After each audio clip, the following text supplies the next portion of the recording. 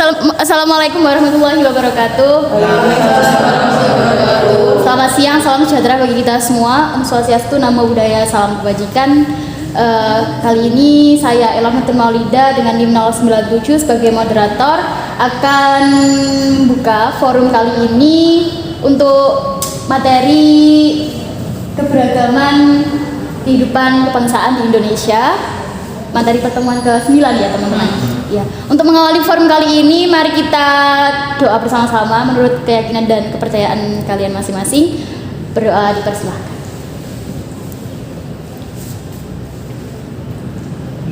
Berdoa dapat diakhiri. Untuk selanjutnya boleh kita perkenalan satu persatu per anggota. Silakan mulai dari Kak Anita. Perkenalkan, nama saya Anita Marani Mukti dengan NIM 115 sebagai anggota. Perkenalkan, nama saya Dewa Razak dengan NIM 082 sebagai penulis. Perkenalkan, nama saya Rahman Muhammad dengan NIM 102 sebagai anggota.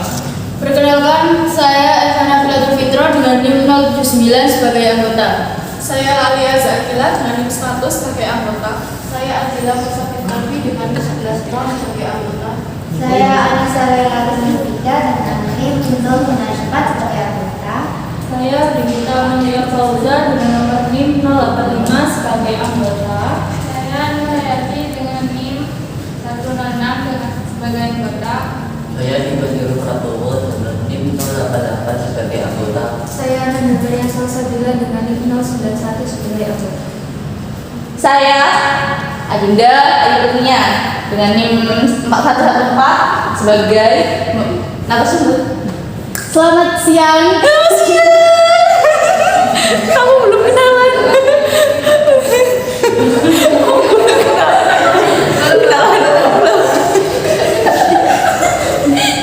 Senang bertemu dengan kakak pada hari ini. Sedang juga. Gimana kabar Kak Dinda ini? Alhamdulillah luar biasa. Gimana Kak, sudah mengisi perut untuk pertemuan kali ini? Biar tidak ngeremot. Udah sih Kak, tadi nasi kuning FIP sangat mantap. Rekomen ya Kak ya? Rekomen banget, ayo beli semua 12.000 pakai ayam. Oke. Nasi apa tuh Kak? Hah? Nasi apa? Nasi kuning. Nasi kuning. Tadi gak dengar kiranya nasi hijau. Oh, Nasi kamu. Oh, ini keberagaman. Udah dapat ayam. Promosi ya. Oke, lanjut ke topik ya. Gimana nih Kak Dinda persiapan materi pertemuan kali ini? Ya sebenarnya ini hamin 6 jam sih. Baru saya kerjakan. Hebat sekali ya, jauh bisa menyelesaikan. Gimana nih materinya? Menurut Kak Dinda nih, dari sudut pandang pribadi, menarik atau bagaimana? Sebenarnya tuh menarik sih Kak dan general. Jadi mungkin teman-teman ini udah paham nih arahnya kita mau kemana. Jadi mungkin nanti teman-teman bakal bisa ada sanggahan dan pertanyaan yang menarik yang akan saya jawab. Oke begitu. Ya. Kak Dinda kesini tadi jalan apa gimana? Saya terbang sih. Oh, terbang. Oke. Saya naik sepeda. Sangat informatif sekali ya saya. Gimana nih Kak, mau langsung aja atau kita ngobrol dulu atau gimana nih? Sebenarnya ya Kak, saya punya permainan itu. Lihat Oke. teman-teman ngantuk semua kan? Iya. Kita bakar semangatnya ya.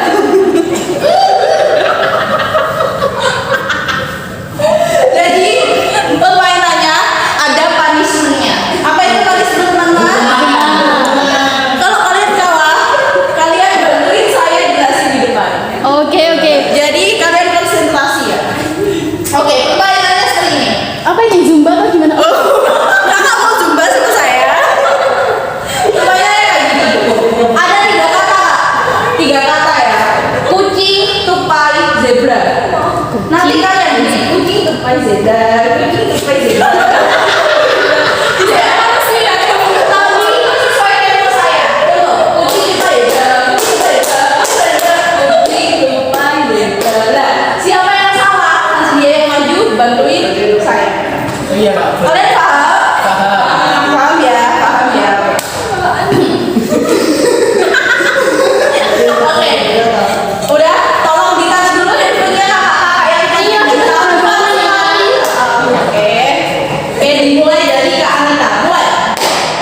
Berarti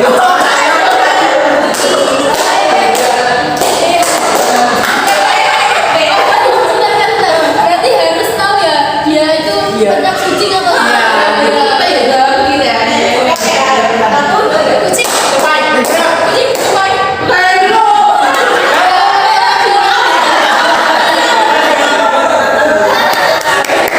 boleh yuk kasih tepuk tangan.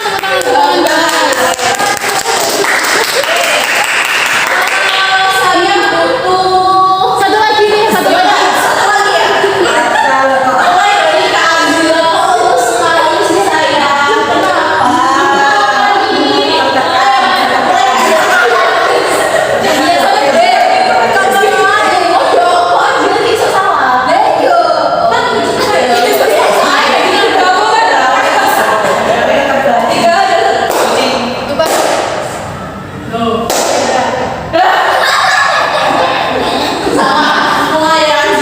Oke, sudah ya dua ya kak ya, boleh ya. Udah bisa saya mulai nih? Iya, boleh boleh silakan silakan. Oh, perkenalan dulu kak, mungkin. Kenalan dulu. Iya, kita Kok tak ada di tugasnya? Iya. Ya, kenalan dulu.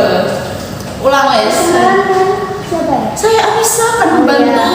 Kenapa sumbang begitu? Baik, saya Anissa Laila Tumfida, NIM 094 akan membantu Kak Dania sebagai Saya Alia Zakina dengan NIM 100. Saya akan membantu Kak Dinia sebagai narasumber. Oke, terima kasih ya atas bantuannya. Sekarang monggo dibuka PPT-nya. Kalian nggak boleh.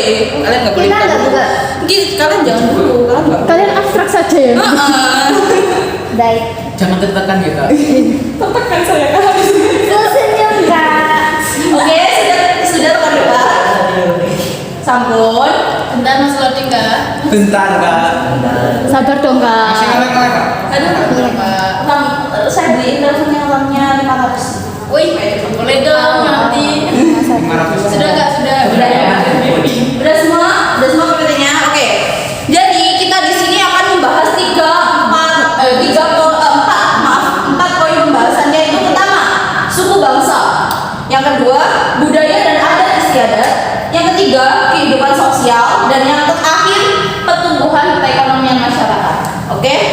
Sekarang untuk Kak Anissa nih sebagai punishment. Silakan jabarkan dan definisikan suku bangsa menurut Kak Anissa itu bagaimana sih? Mungkin Kak Lali. Saya maunya Kak Anissa. Mungkin Kak Lali. Oke, untuk Kak Alia, tolong definisikan budaya itu apa sih Kak? Soalnya kan ada gini kan ya, ada budaya, ada adat, dan ada tradisi. Nah itu semua itu beda Kak. Nggak usah semuanya. Sekarang kita bahas budaya. Budaya itu apa sih Kak menurut Kak Alia? Yuk, Budaya menurut saya ya, budaya itu sebuah kegiatan atau tradisi yang turun temurun dari nenek moyangnya diturunkan ke generasi selanjutnya. Oh, ada tambahan lain contoh budaya itu apa gitu Kak? Contohnya budaya itu tahlilan itu loh Kak, yang kematian. Iya.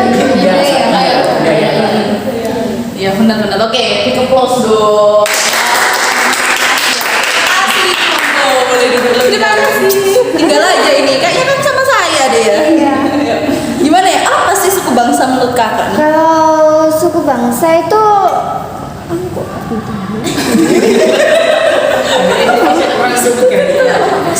oh iya, suku bangsa itu menurut saya itu kayak suatu ras gitu Kak. Kan ras kan banyak Kak. Ada ras Mongoloid Oh nice. atau ras apa ya? Oh Kaukasoid tuh. Oke ya. Itu Terus sih Kak. kalau contohnya nih Kak, apa nih menurut Oh, kakak? kalau di Indonesia. Kalau suku bangsa di Indonesia itu ada kayak suku Madura, suku Jawa, suku apa lagi ya? Kalimantan. Terus Oh nice. Sunda itu. Pinter banget, big applause lagi dong. Monggo duduk ya. Terima kasih. Terima kasih loh ya rekan-rekan atas bantuannya. Oke. Ya, yang dikatakan oleh rekan Alia dan Anissa itu sebenarnya sudah benar banget. Oke. Tapi saya akan melengkapi nih ya, melengkapi. Jadi sekarang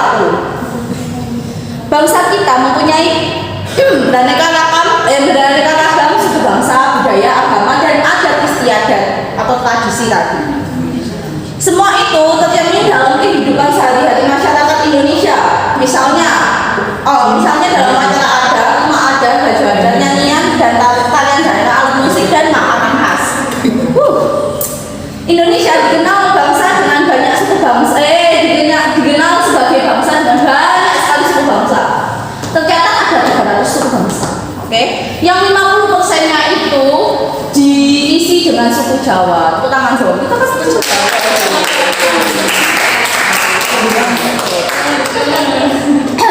Oke, tahu nggak sih rekan-rekan negara Indonesia itu kenapa sih kok banyak suku bangsa? Ada yang tahu di sini?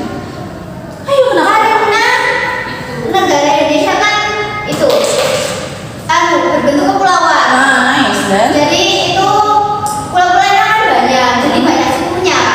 Soalnya pecah-pecah. Oke, ya betul sekali. Bisa dikatakan seperti itu ya. Tepuk tangan dulu dong. Aduh, oke, ya Allah. Aduh, mau. Oke. Terima kasih ya, Kak. Oke ya. Saya menambahkan dari rekan Anissa nih. Negara Indonesia itu memiliki suku bangsa yang banyak karena nenek moyang kita itu ya, nenek moyang kita dulu itu berasal dari suku yang berbeda. Yang tadi ada apa itu jenis kelompok Austromelanesoid dan yang kedua adalah apa? Mongoloid. Nice. Dan di situ persebarannya sudah saya tulis di PowerPoint, mau dibaca.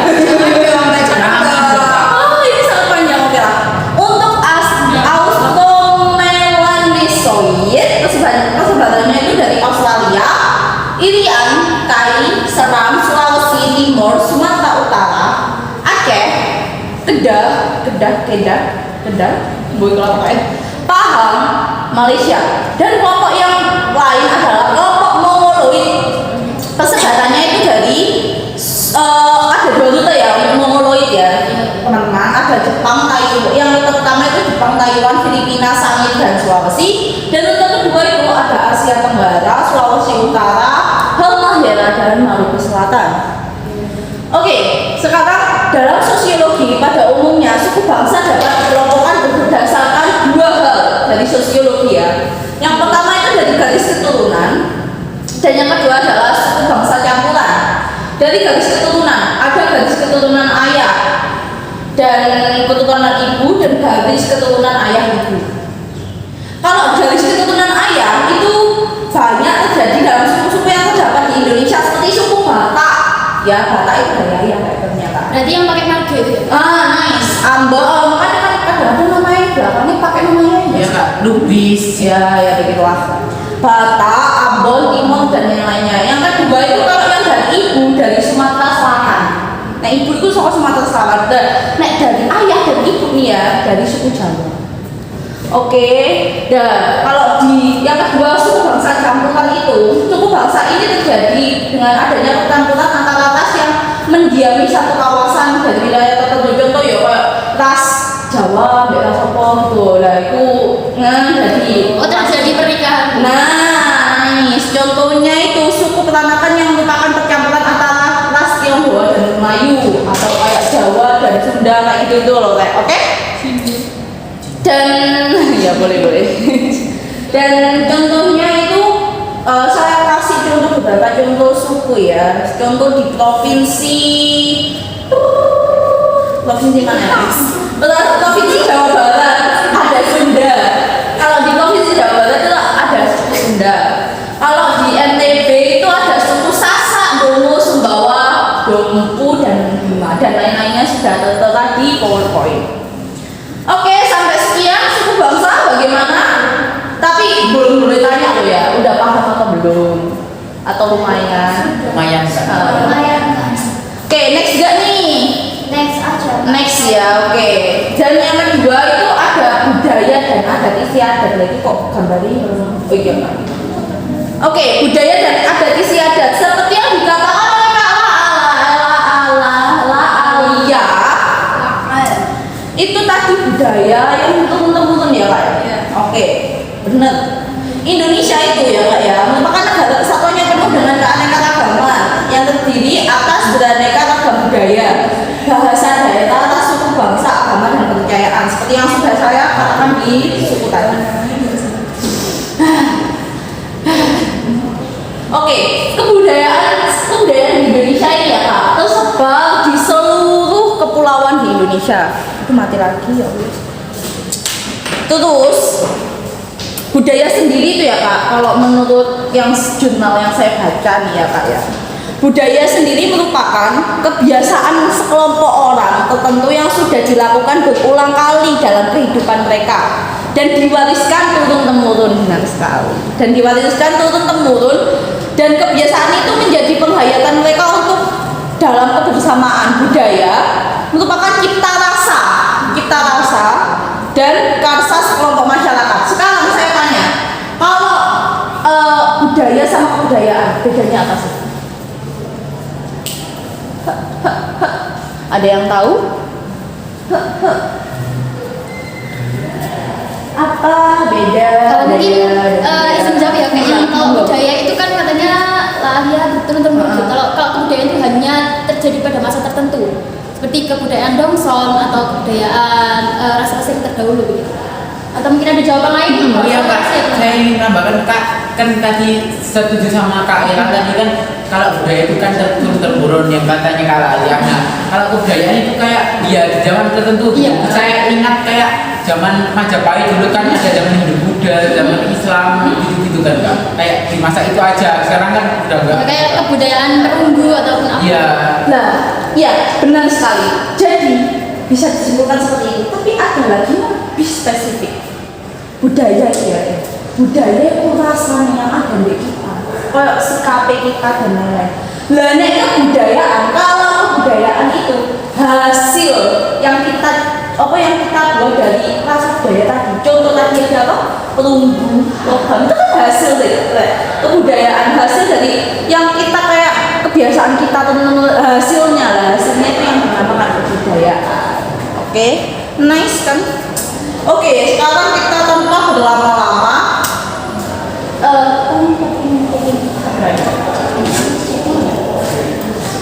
Oke, tanpa berlama-lama kita akan mengulas tentang contoh budaya dan contoh adat.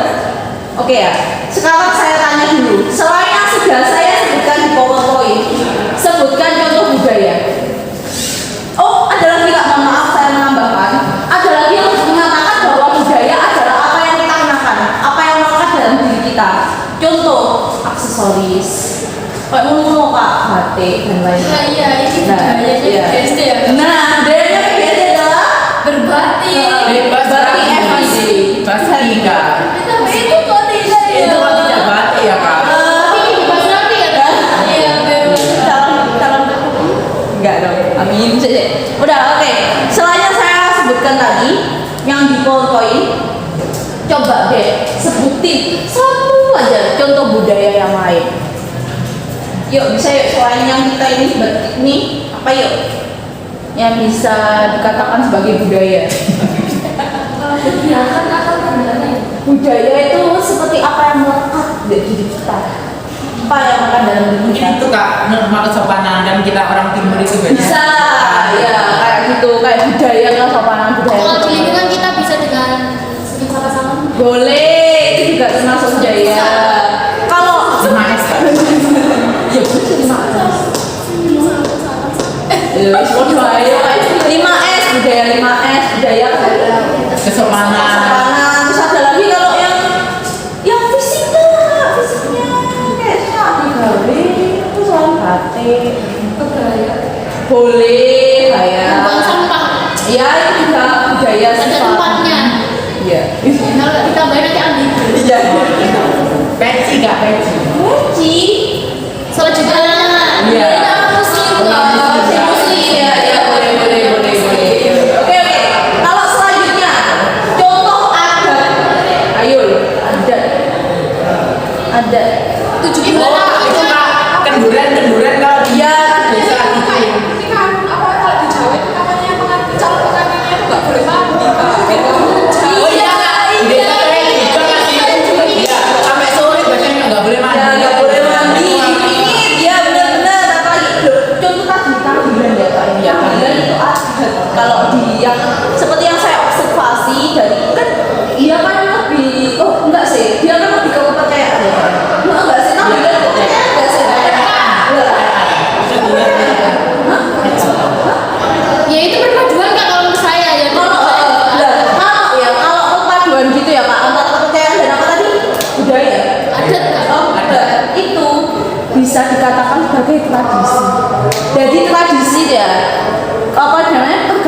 gabungan dari kepercayaan tadi dan bisa adat atau budaya. Lah itu dinamakan tradisi dari jurnal yang saya baca.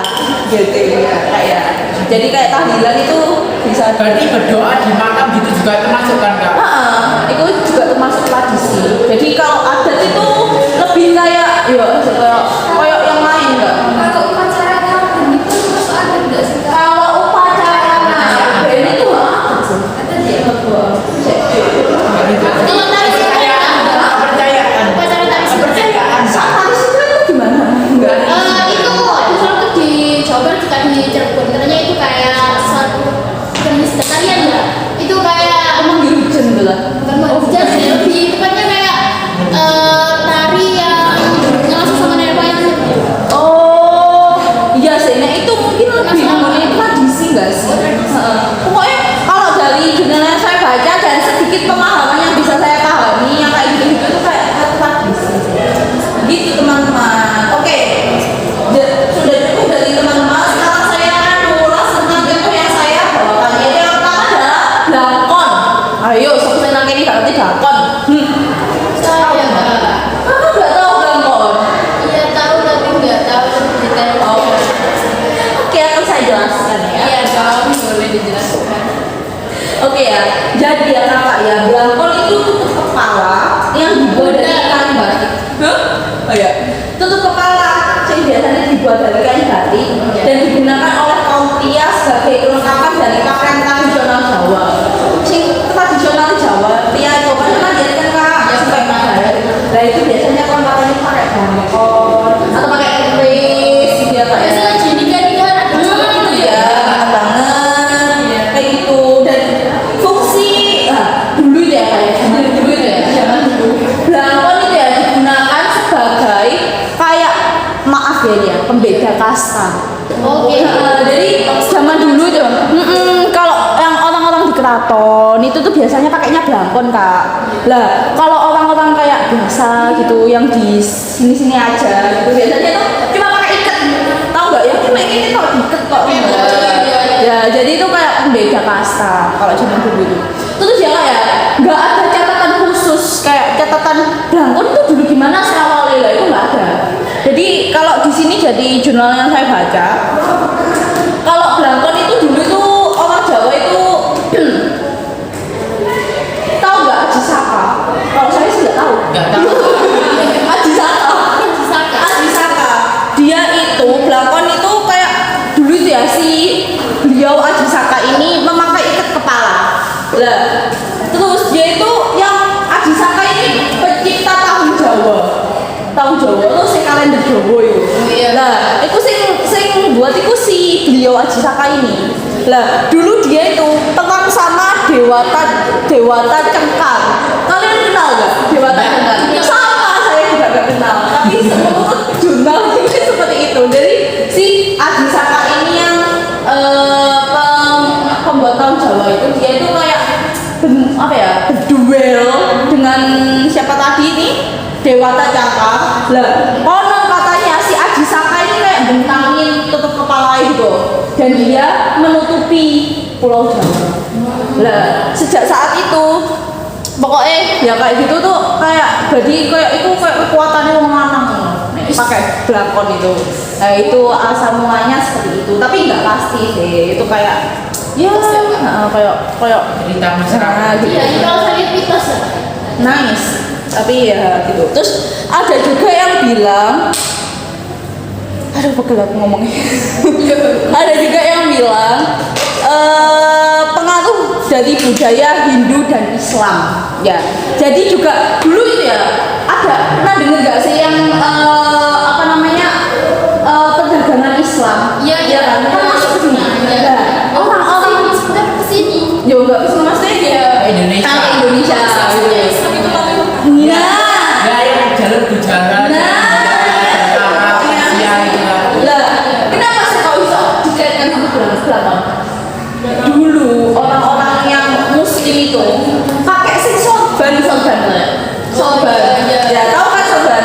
Lah, orang Jawa ini terinspirasi lu pengen gawe iku, tapi piye cara gawe ini? Nah, jadi mereka modifikasi jadi belangkon gitu.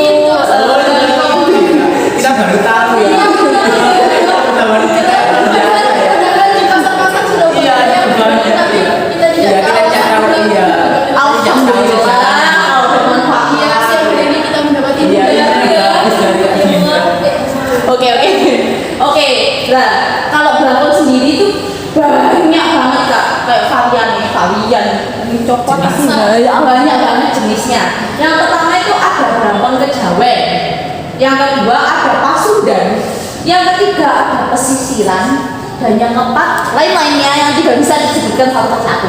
Oke ya. Dari yang kejawen, ke daerahnya itu biasanya ada di Banyumas, Begelen, Bagelen,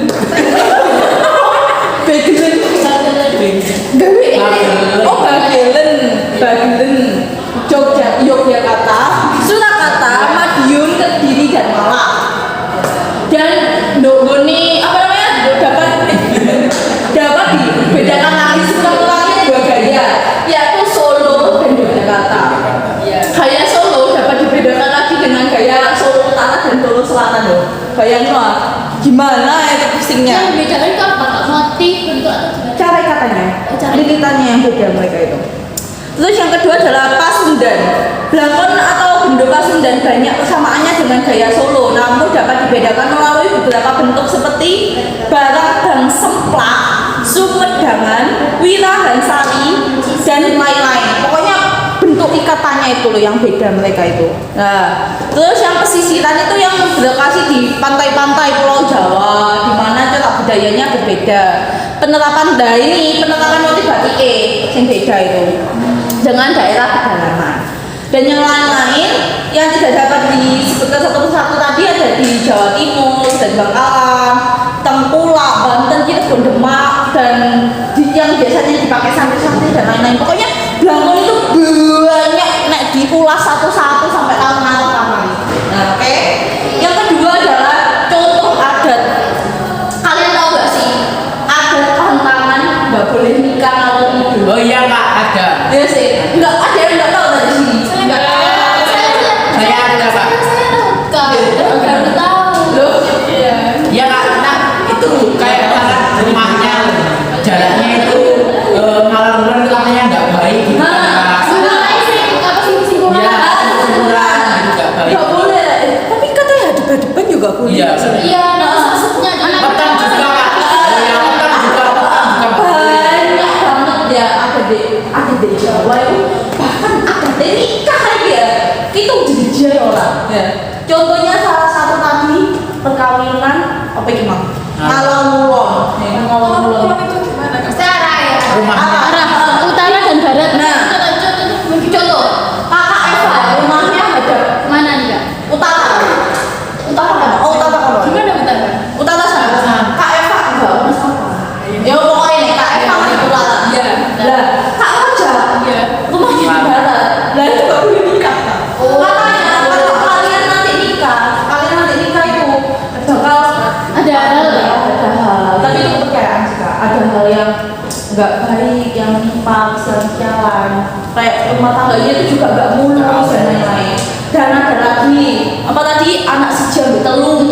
Kak Roja anak pertama, Kak Eva nomor Ketiga. itu Nah, itu katanya nggak boleh. disarankan ya, disarankan untuk tidak boleh menikah. Oh bisa.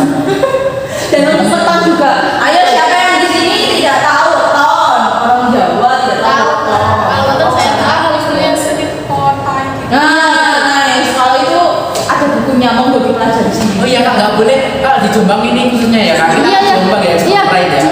Ini kalau Jombang ini nggak boleh lewat Gunung Pegat kalau Oh, di Pulau itu ada. di mana? Gunung Pegat. Ya, Gunung Pegat nanti kalau misalkan tempatnya di kampung ya. oh iya kampung kan masih sekitar sini Iya. ya.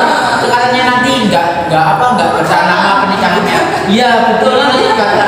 Iya, betul. Terus ada juga Iya. lagi mungkin yang itu rumah mertuanya di selatan belakang. Oh iya. Katanya harus nunggu Iya. ayam atau Iya. gimana. Oh iya. Iya. Iya. Kalau Ada itu sendiri saya tidak tahu. Saya tidak tahu kalau yang buat ayam ini tidak tahu. Tapi yang untuk Kak Rozak ini tidak termasuk adat Kakak, mohon maaf. Kalau saya pelajari yang termasuk adat itu harus ada prosesinya. Lah, nek gunung Pegat itu awak di rumah ya. Iya. Lah kan nggak ada prosesinya. Lah, kalau ngalor ngidul ini tadi kan termasuk dalam prosesi pernikahan. Nah, makanya itu bisa disebut adat.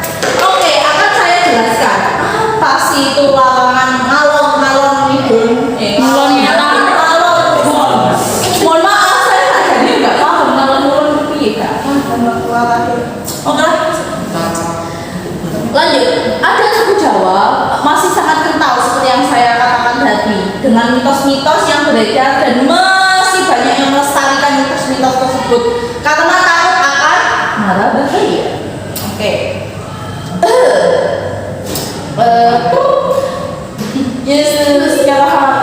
Salah satu mitosnya adalah ya tadi pernikahan ngalor-ngulor. Larangan ngalor-ngulor merupakan larangan melaksanakan pernikahan apabila calon mempelai laki-laki memiliki rumah di timur tenggara. Ya pokoknya tadi lah katanya Kak Ella, utara barat, timur tenggara. Ya kayak gitulah. Nah, mitosnya bagi siapapun yang melanggar pantangan menikah dengan rumah ngalor-ngulor, maka konon akan memperoleh kesialan yang menghadapi dan mara bahaya selama pernikahannya, seperti keluarga yang tidak pernah harmonis dan berujung perceraian. Itu percayaan sih, tapi ya agak ngeri ya. Ya oke. Apakah mau dibuktikan? Nah itu masalahnya Mbak Mina nggak tahu deh. Apa ibuku malu-malu ya namanya gadis. Agak gadis ya. Oke, lanjut.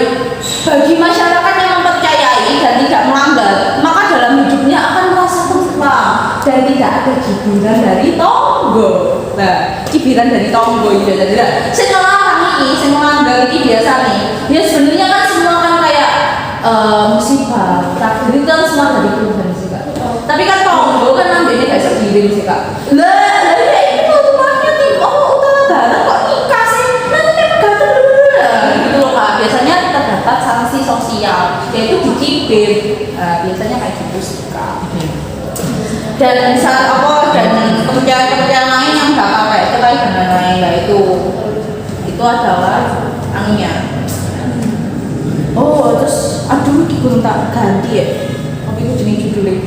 Yang untuk slide ke-12 itu ya Kak, itu sebenarnya kehidupan sosial, belum saya ganti judulnya. Mohon maaf ya.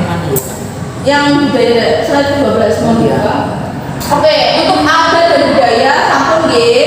Sekarang kita ke kehidupan sosial. Kehidupan sosial itu kehidupannya di dalamnya terdapat unsur-unsur sosial atau masyarakat dan sebuah kehidupan disebut dengan kehidupan sosial jika di sana ada interaksi antara individu satu dengan individu lainnya dan dengannya terjadi komunikasi yang kemudian berkembang menjadi saling membutuhkan. Jadi kehidupan sosial itu harus ada dua orang, kayak aku sama kamu, kita ada kamu terus akhirnya saling membutuhkan, aku membutuhkan Roja, Roja membutuhkan aku. Lah itu disebut kehidupan sosial ya. Nah, agar keselarasan dalam keberagaman hubungan sosial dapat terwujud, itu ada sikap yang harus kita terapkan Kak. Di antaranya yaitu mematuhi sistem nilai dan norma yang berlaku. Ya, norma kesusilaan ya, norma kesusilaan itu kalau pakai ini ya.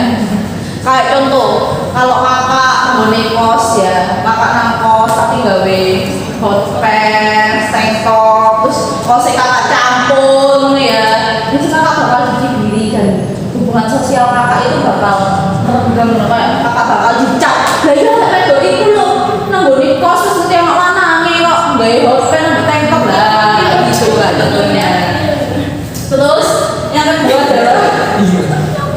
yang kedua adalah beradaptasi atau menyesuaikan diri dalam perkataan dan tindakan.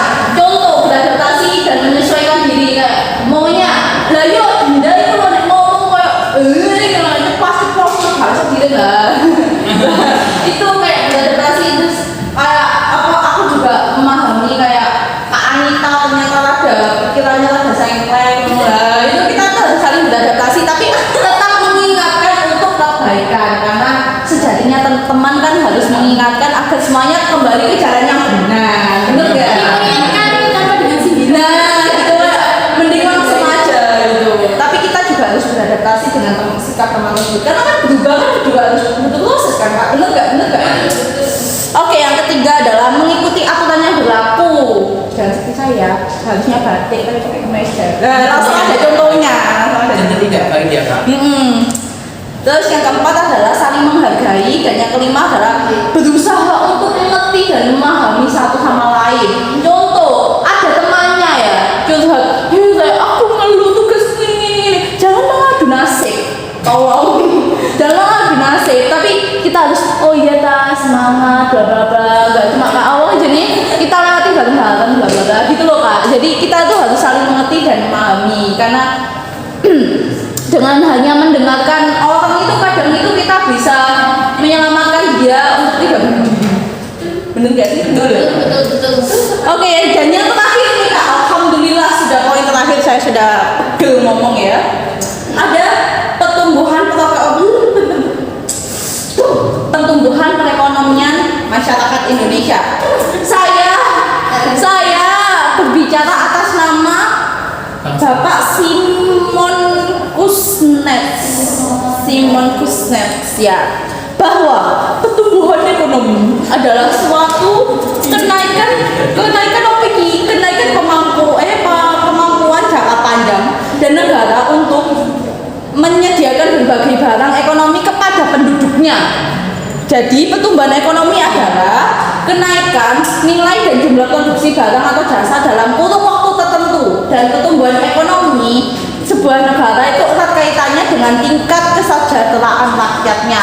Siapa yang bisa menjelaskan apa sih yang saya maksud tadi? Kenapa kok pertumbuhan ekonomiku bergantung indikator kesejahteraan rakyat? Ada yang bisa menjelaskan? Ayo supaya tidak mengantuk yuk. Kenapa kok pertumbuhan ekonomi itu sebagai indikator kesejahteraan rakyat? Karena kalau menurut saya ya kak, ekonomi itu segalanya. Kayak kita kemana-mana, kayak contoh kecil kita misalkan butuh ke buang air kecil itu kan bayar kan kak. Kalau misalkan ekonomi kita nggak kuat, ekonomi kita nggak kuat, nggak punya uang kan nggak bisa buang air. Nah itu kan dari itu dulu kan ekonomi negara, kalau kita bagus nanti rakyatnya juga bagus dan kita sejahtera semua. Karena apapun kan butuh uang kan kak, kita nggak bisa menghindari itu. Nice, benar. Ingin menambahin ya kak, Iya, kalau pertumbuhan ekonomi itu hubungannya dengan nilai. Jadi kalau pertumbuhan ekonomi itu harus dibarengi dengan pembangunan ekonomi. Gitu. Kalau pembangunan ekonomi tidak berhubungan dengan nilai, jadi yang bisa mengukur kesejahteraan itu hanya pertumbuhan ekonomi. Iya, benar sekali. Saiki ya kak ini. Nunggu nih pertumbuhan ekonomi nih, melesat ya, tinggi. Kesejahteraan rakyat itu Meningkat kak. mudun ya wes, salah. Oke.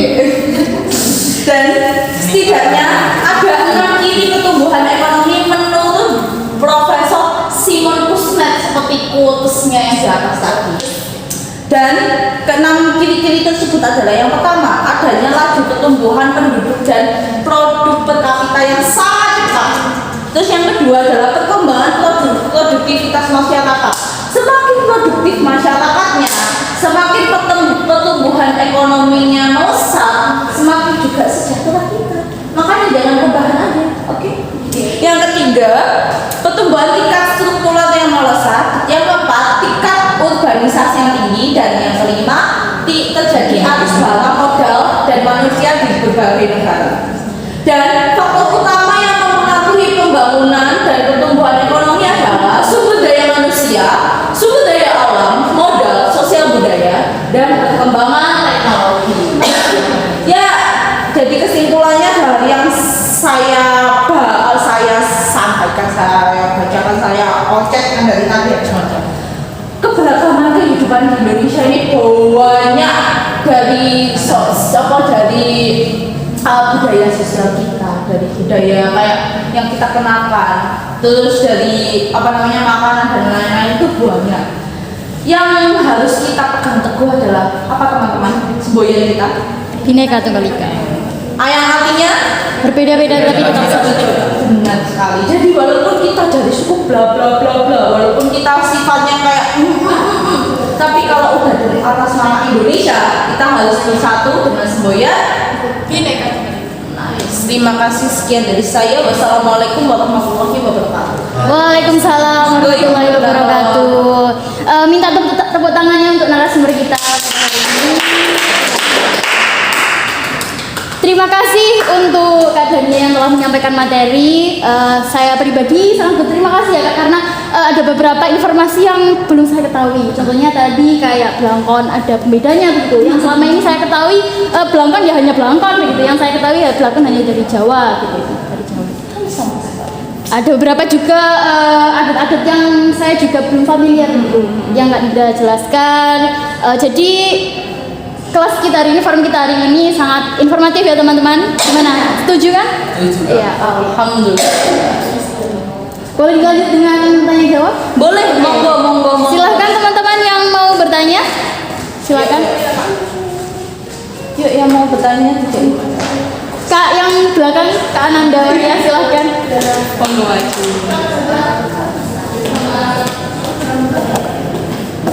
Sat-setin. Apa di mana? Di sini. Terima kasih atas kesempatannya. Kak Nia, saya mau bertanya nih. Kan tadi kan menjelaskan tentang keberagaman nih.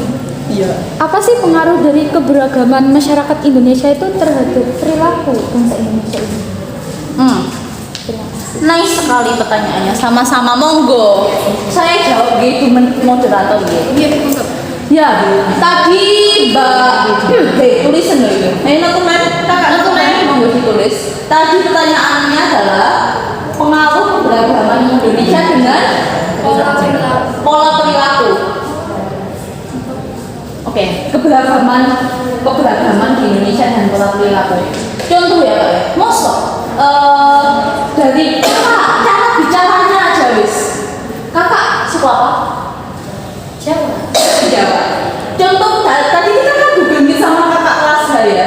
Dia kan dari Papua. Sekarang contoh cara bicaranya aja, udah beda kan? Ya, dan itu yang yang mempengaruhi dari keberagaman tadi dengan pola perilaku kita adalah menjadikan pola perilaku kita ini berbeda-beda satu sama yang lainnya, dari aspek budaya, suku, bahkan cara jalan. Ayo orang Jawa, orang Solo ambil kita ya, orang Solo lah ngikut ini jalan deh. Nah kita lah bener-bener ini. Nah itu contohnya juga. Jadi walaupun kita berbeda-beda kayak gitu, tetap kembali lagi semboyan kita adalah Pintar sekali. Sekian dari saya. Lanjut teman-teman. Oke, silakan Kak Anita. Untuk yang lain sabar ya teman-teman, bergantian. Oke, perkenalkan nama saya Nita Mariani Kristina Mukti, NIM 115. Di sini saya akan bertanya kepada Kak Darinia sebagai narasumber. Mau bertanya, kan tadi udah dijelasin ya banyak banget budaya keragaman di Indonesia. Aku mau nanya tentang dampak negatif dari adanya berbagai kebudayaan itu. Oke, mantap sekali. Terima kasih ya atas kontribusi atas pertanyaannya. Jadi ya teman-teman, dengan keberagaman budaya tadi itu menyebabkan kita muncul sifat etnosentris. Contoh kayak ayo kalian kayak mau yo akeh gerakane hebat iso lanjut lama lah sama nek gini tok. Contoh itu kadang-kadang yang menyebabkan itu adalah oknum ya. Jadi sifat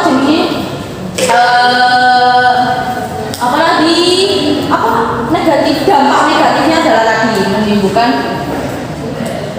sikap etnosentris. Dan yang kedua adalah kadang komunikasinya kita juga kan susah ya kan?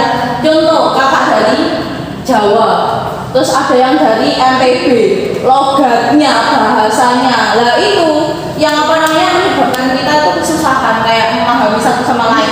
Makanya ada bahasa Indonesia, yaitu bahasa pemersatu bangsa. Itu. Apakah bisa menyebabkan perpecahan? Nah, kalau perpecahan itu tadi balik lagi Kak, seperti yang saya katakan, itu oknum. Kalau perpecahan itu bisa saja dan bisa saja ditanggulangi asal oknumnya ini yang kita kerjakan dan kita musnahkan. Tapi sebenarnya susah sih Kak, ya kan? Kayak kadang-kadang kita tuh sikap ingin pamernya manusia tinggi. Nah, kita sebagai generasi baru nih harus menumbuhkan sifat itu tadi supaya meminimalisir perpecahan di negara kita sendiri. Begitu Kakak. Oke teman-teman, silakan yang ada yang ditanyakan gitu. Monggo.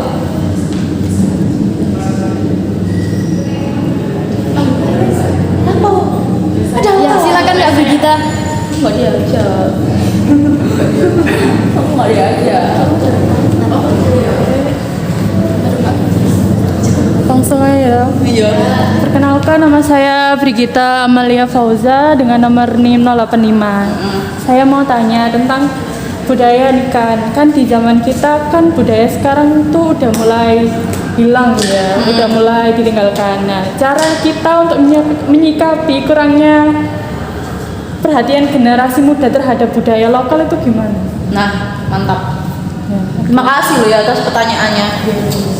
Contoh budaya sekarang adalah nggak pakai kebaya. Ayo, siapa yang nggak pemandangannya aku masih pakai kebaya? Monggo deh. Aduh, temen kosku. Kamu mau ngapain pakai kebaya? Padahal kebaya, hah?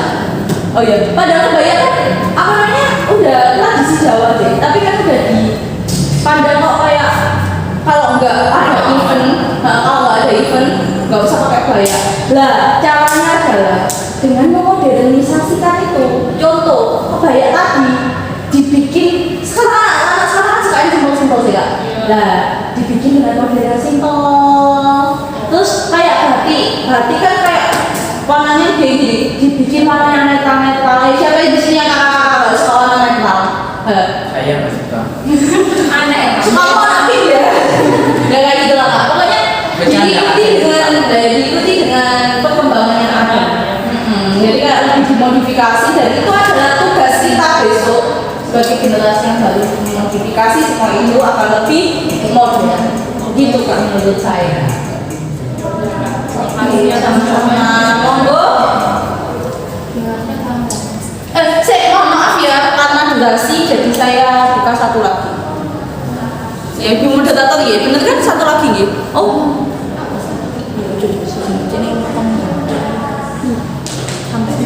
Aku tadi sini pertama ya sampai. Ya, silakan teman-teman yang itu. Mbak Anzila silakan.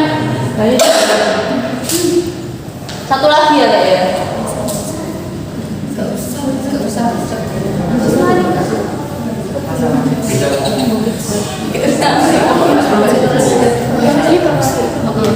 Perkenalkan, nama saya Anzila Mutsapit Kolbi dengan NIM 110. Saya akan bertanya kepada Kak Dania, bagaimana sikap kita ketika dihadapkan dua pilihan, yaitu apakah mengikuti adat istiadat atau syariat Islam. Misalnya, dalam suatu pernikahan kan calon pengantin tidak boleh mandi saat acara akad agar tidak hujan. Itu kan belum terbukti ya kebenarannya. Nah, bagaimana cara kita menolak agar tidak dipandang meremehkan adat yang telah lama dilakukan? Kan kalau dalam syariat Islam mandi itu kan menjaga kebersihan. Kebersihan itu kan sebagian dari. Terima kasih. Contoh ya kak ya, makasih banget ya atas pertanyaannya ya. Kalau contoh itu kalau dari pandangan saya ya, pandangan saya adalah dengan cara tidak mengumumkan apa yang akan kita lakukan. Contoh tadi, saya nggak mandi, dia apa dibilangin ke orang-orang nggak mandi, ya udah gitu untuk diri sendiri aja. Kayak maunya kalau kakak dan ini balik lagi ke pilihan kita masing-masing. Contoh kalau kita mandi ya udah itu keep aja untuk diri kita. Iya aku mandi. Kalau ditanyain orang hei kamu mau nikah, kamu mandi atau enggak, ya itu jawab aja tergantung orangnya ini apa. Orangnya ini kayak terlalu etnosentris atau emang dia tuh kayak netral. Jadi kayak gimana ya kak ya, kita kalau menyikapi seperti itu tuh lihat kondisi aja, lihat kondisi kepedoman kita bagaimana, lihat kondisi orang yang kita ajak bicara gimana, dan lihat kondisi nyamannya kita gimana. Semua itu tergantung pilihan kita kak. Kalau menurut saya seperti itu, dan saya juga melakukannya seperti itu kan. Sebenarnya kan kita dalam satu rumah itu kan pastinya kalau mau mandi kan ketahuan sama si orang tua itu gimana cara ngekipnya ya? Lah, contoh orang rumah dilihat dulu, orang rumahnya itu satu jalur nggak sama kita. Maksudnya untuk contoh ya, contoh kalau orang rumahnya kakak emang sentris, ya kayak kamu nggak boleh mandi, kamu ini. Tapi kakak itu mas kayak mudah gitu ya, kayak pengen mandi dan pengen menjaga kesucian dan lain-lain. Dan lain-lain. Kebersihan ya. Kebersihan dan lain-lain. Ya udah kalau balik lagi ya, kalau kita mau, kita bakal tahu kita harus gimana. Contoh kalau kita mau pengen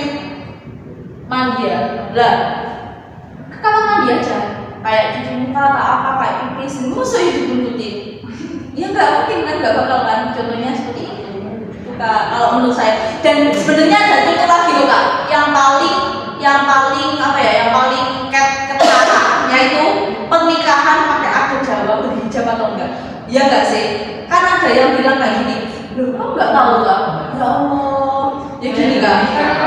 Iya sih. Gini Kak, ada beberapa tahun lalu itu gempal. Kalau pernikahan Jawa itu adatnya nggak boleh pakai hijab. Nah yuk, ada Jawa kok hijab. Oh iya Pak, Nanti Pak. nah itu balik lagi ke pedoman kita. Kita mau pakai syariat Islam dengan menyambungkan budaya Jawa. Ya monggo, itu kan pedoman kita Pak. Nah, gitu. Kalau dari saya seperti itu. Monggo, gimana Mbak Azila? Mohon maaf. Maaf teman-teman karena saya tidak mampu juga ya, jadi kita akan sampai di sini hari ini. Barangkali jika ada pertanyaan boleh silakan dan sangat besarnya Ya ada media sosial yang Ada dong sayang. Cukup khusus buat kamu. Khusus buat kamu. Khusus buat kamu nanti aku pengen. jadi jalan juga ya. Jadi terima kasih loh ibu mau datangnya hebat sekali loh. Ayo mau mengalahkan acara dengan sangat mulia. Terima kasih. Bener-bener nggak mencong jalannya. Kalau saya ada kelakuan, saya biasanya begini. Iya monggo. Gimana nih Kak Dania udah selesai? Alhamdulillah cukup, teman-teman juga sangat aktif. Pokoknya jos kelompok 1 jaya tapi jaya. Psikologi. Iya cukup. Terima kasih atas semua partisipasinya. Nggak mau berantem dan lain-lain. Terima kasih sekali rekan-rekan. kok nggak sama Iya. Gimana nih udah apa Kak? Alhamdulillah dedeknya mau makan. Teman-teman juga masih sudah lambat, jadi kita akan sampai di sini. Untuk teman-teman terima kasih atas partisipasinya dan juga siapanya untuk menyimak, respectnya juga terima kasih. Saya sebagai moderator bila ada salah kata saya mohon maafnya. Iya, dan saya juga mengucapkan terima kasih kepada teman-teman atas partisipasinya, menahan ngantuknya nih ya, dan menahan lapar, ingin pulang dan lain-lain, tapi menyempatkan diri untuk bergabung bersama kami di sini. Saya sangat mengapresiasi dan mengucapkan terima kasih. Terima kasih, saya akhiri. Wassalamualaikum warahmatullahi wabarakatuh.